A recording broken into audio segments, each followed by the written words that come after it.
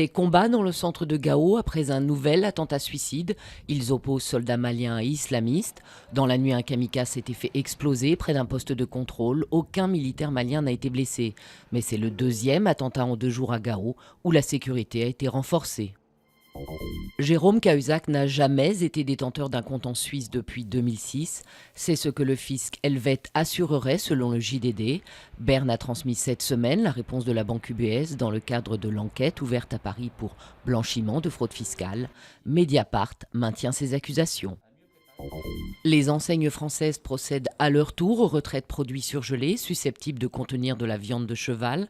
Lasagne, cannelloni ou hachis parmentier, entre autres, sont concernés. Des plats fabriqués par la société française Comigel qui se fournissait en viande auprès de l'entreprise Spanghero. De la viande importée de Roumanie où les professionnels se défendent de toute tromperie. Une crise politique qui plonge le pays dans l'incertitude alors que le Premier ministre Hamadi Djebali est en conflit avec son parti islamiste. Des ministres proches du président laïque Monsef Marzouki menacent eux aussi de démissionner. Une crise ravivée par l'assassinat de l'opposant Chokri Belaïd.